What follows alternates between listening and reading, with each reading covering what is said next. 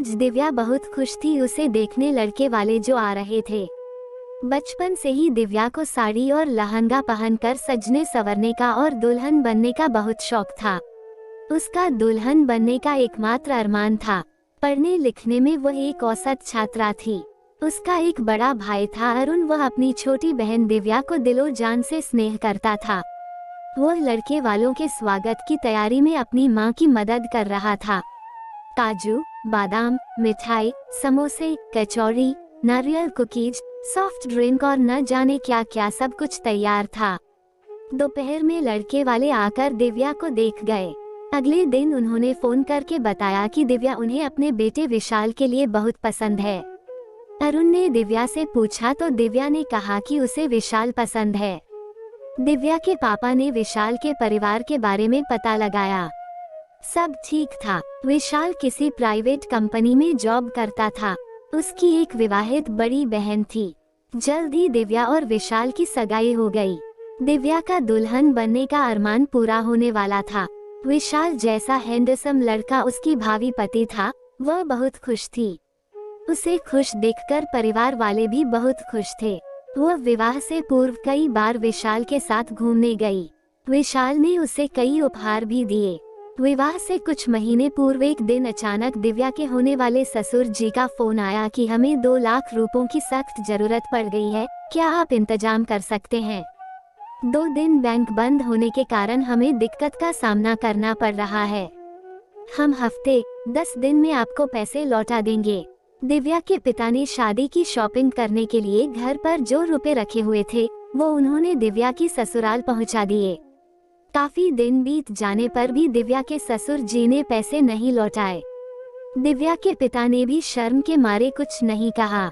फिर दिव्या के ससुर जी ने शादी से पहले अपनी बेटी के लिए सोने का हार और अपने दामाद के लिए सोने की अंगूठी मांग ली। इसी तरह वह कुछ ना कुछ मांग करते रहे। दिव्या के परिवार को तो सब कुछ देना ही था, तो उन्होंने इस बात पर ज्यादा गौर नहीं किया। दिव्या ने अपनी मेहंदी के कार्यक्रम में खूब डांस किया। हंसी खुशी विवाह संपन्न हुआ और दिव्या दुल्हन बनकर अपने ससुराल आ गई। 2 दिन बाद उन लोगों को गोवा जाना था। गोवा में 6 दिन कैसे हंसी खुशी से बीत गए, वक्त का पता भी ना चला। गोवा से वापस आने के बाद दिव्या का मायके जाने का बहुत मन था। वह जैसे ही अपने सास के कमरे की तरफ पहुंची, उसने विशाल की जॉब के बारे में कुछ बातें सुनी। उसके पहुंचते ही सब चुप हो गए। दिव्या ने पूछा, आप लोग अभी जॉब के बारे में कुछ बात कर रहे थे, मुझे भी बताइए कुछ हुआ है क्या? दिव्या की सास, विशाल बेटा, इसने जब सुन ही लिया है तो इसे बता दो। विशाल, दिव्या, 6 महीने पहले ही मेरी नौकरी चली गई थी। दिव्या, पर क्यों? विशाल, ऑफिस में मुझ पर धोखाधड़ी का झूठा आरोप लगाया गया था। दिव्या, अब क्या होगा? विशाल, अपने पापा और भाई से कहकर मेरी मदद करवा दो। नौकरी मिलते ही मैं उनकी सारी उधार चुका दूंगा। दिव्या कुछ सोचकर बोली, विशाल, शादी में बहुत खर्चा हुआ है, मैं कैसे कहूँगी पापा से पैसों के लिए? विशाल, अरे ज्यादा नहीं चाहिए, सिर्फ 5 लाख। दिव्या हैरानी से, 5 लाख? विशाल, हाँ, गोवा जाने के लिए किसी से उधार लिया था, वह भी तो लौटाने हैं। दिव्या, पहले बताते तो हम लोग गोवा जाते ही नहीं। दिव्या अगले दिन मायके जाती है तो उसके पापा उसे 1 लाख ही दे पाते हैं। वह पैसे दिव्या विशाल को दे देती है। पूरे 1 महीने तक विशाल घर पर ही आराम फरमाता रहता है और जॉब ढूंढने की कोई कोशिश नहीं करता। दिव्या इस बात से नाराज होकर उसे टोकती है तो वह उसे बहुत मारता है। वह मारपीट वाली बात अपने मायके वालों से छुपा लेती है।